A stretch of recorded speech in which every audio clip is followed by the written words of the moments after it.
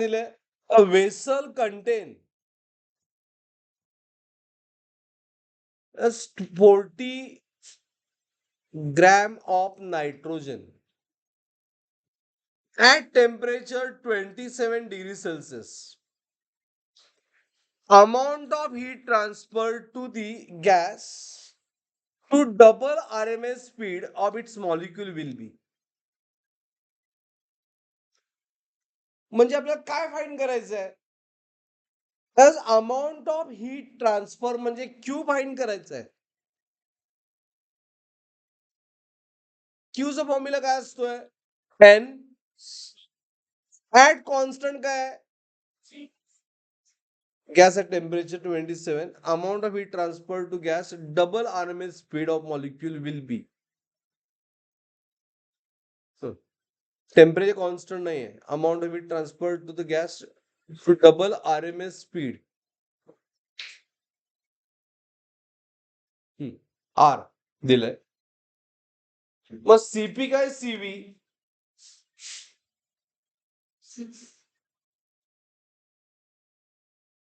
ह्यामध्ये RMS चा formula काय असतोय? व्ही RMS चा फॉर्म्युला काय असतोय? Under root S3RT by M naught. बरोबर आहे? Is it right? As under 3RT by M naught. हा, आता क्वेश्चन काय आहे? इथं आपण सीपी यूज करायचं का सीव्ही? ह्यामध्ये कुठं वर्क दिलंय काय? वर्क आलं की सीपी आलं? वर्क दिलंय यामध्ये काय? नाही. म्हणजे go for C into delta T हे फाइंड करायचंय बघा.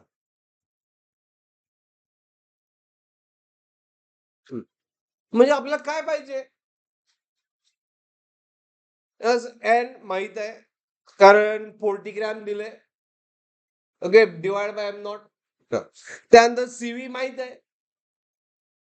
आर ची व्हॅल्यू दिली ना, CV okay for nitrogen double atomic diatomic, बरोबर ना? Nitrogen N2 5/2R. राहिला डेल्टा टी कसं फाइंड करणार? त्यासाठी काय दिलंय? To double RMS speed of molecule. म्हणजे तुम्ही थिंक कसं करायला पाहिजे बघा. VRMS चा फॉर्म्युला काय? VRMS चा फॉर्म्युला काय? एक्झाम पाठ जमून लिहायचा. 3RT by M. Is it right? और एम नॉट. बरोबर. गॅस मॉलिक्यूल चेंज झालाय काय? नाही. म्हणजे VRMS proportional to what? Root T. आपल्याला टेम्परेचर पाहिजे. इनिशियल टेम्परेचर किती आहे?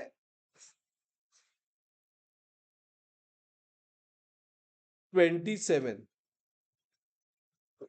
ओके, आता फास्ट सॉल्विंग व्हायला पाहिजे. VRMS दिलंय, डबल दी RMS स्पीड म्हणजे V1 जर VR असेल तर V2 काय झालंय? 2VR झालंय. बरोबर ना? मग टेम्परेचर यावरनच लक्ष द्या. युझिंग दिस असं बाण केला चालेल. Temperature is a proportional to what? VR चा स्क्वेअर. बरोबर ना? Is it right? मग टेम्परेचर किती व्हायला पाहिजे सांगा लॉजिकली. वेलॉसिटी डबल झाली तर टेम्परेचर डबल नाही, स्क्वेअर आहे. नाही, स्क्वेअर आहे म्हणजे 4 होणार. म्हणून दाखवतो. T2 bye T1 is VR2 bye VR1 चा स्क्वेअर. म्हणजेच काय? डायरेक्ट रिलेशन आहे ना. म्हणजे 2VR बाय 2 बाय VR चा स्क्वेअर, VR गेट कॅन्सल. मी काय आलं, हे लॉजिक तुम्ही लक्षात ठेवायला पाहिजे. आपल्याला वेलॉसिटी डबल झाली आणि रिलेशन स्क्वेअर आहे, तर डबल नाही स्क्वेअर रूट होणार. मी 4 टाइम झाली. काय झालं, टेम्परेचर काय झालं,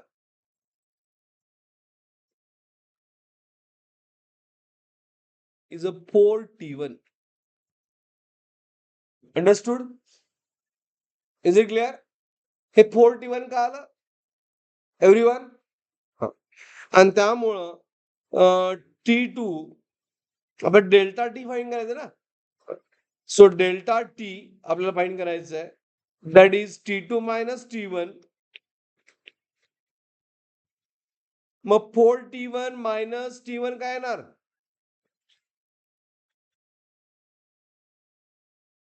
it is 3T1 plus 3 into T1 किती आहे 27. मी किती झालं, प्लस 3 इंटू 27 81. बरोबर, सेल्सिअस मध्ये. बट आपल्या कॅल्क्युलेशनला कशाचं राहतंय, केल्विन, नॉट इन सेल्सिअस. हा, मग 81 डिफरन्स, 81 दोनचा एकच यायला पाहिजे ना. Yes, whether it is kelvin और डिफरन्स आहे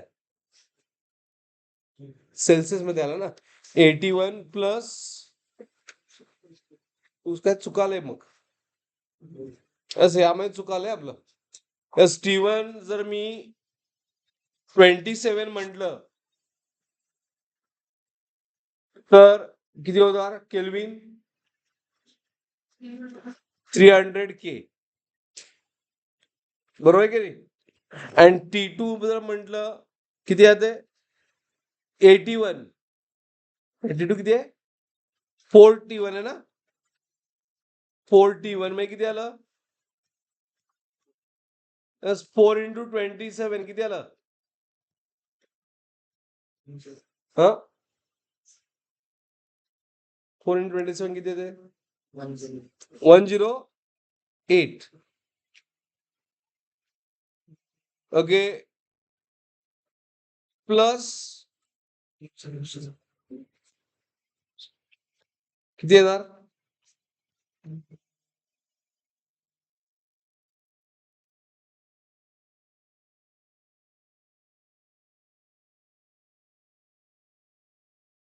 एक मिनिट, काय चुकायला सांगा. आपण पहिली मिस्टेक काय केली, पहिली मिस्टेक काय केली, अच्छा मिस्टेक तर व्हायला पाहिजे. यामध्ये काय चुकलं मला सांगा.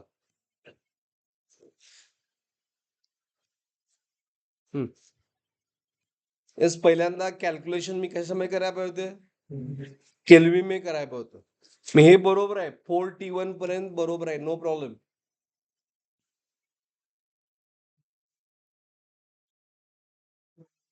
ओके, हा आता ऐका, हा 4T1, मग T1 तुम्ही घ्यायला पाहिजे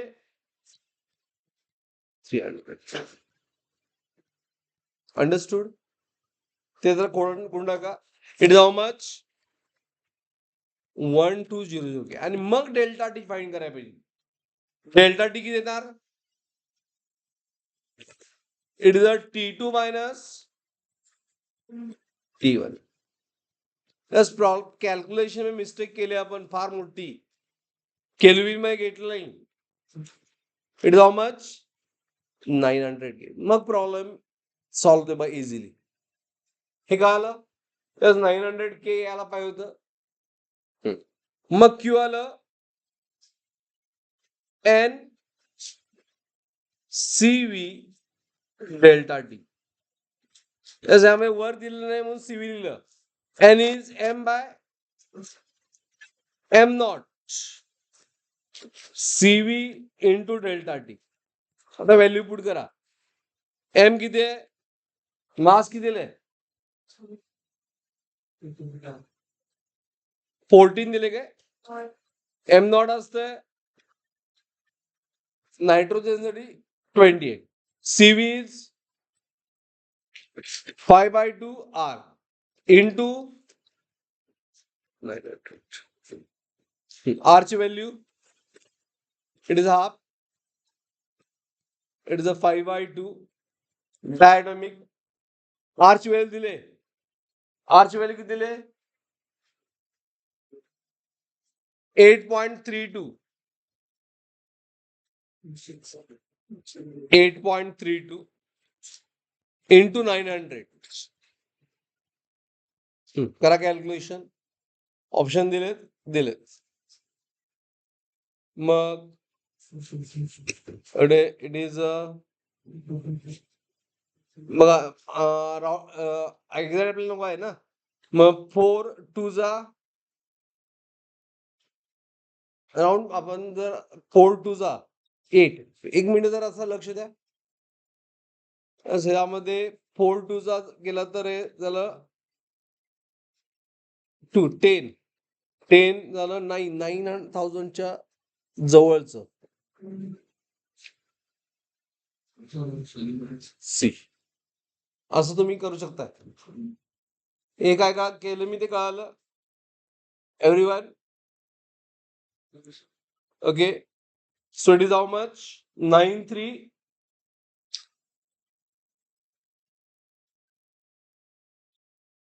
हे कॅल्क्युलेशन आता ह्यामध्ये शक्य होतं. हे सगळेच 9,000 झालं तर ऍक्च्युअल कॅल्क्युलेट करायला पाहिजे. ते जे ऍडव्हान्सला असतं. सगळे एकदम जवळजवळ असतात ऑप्शन.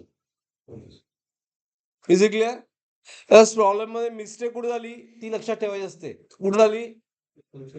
आपण केल्विन मध्ये टेम्परेचर स्टार्टिंग पासूनच घ्यायला पाहिजे होतं. That is a big mistake.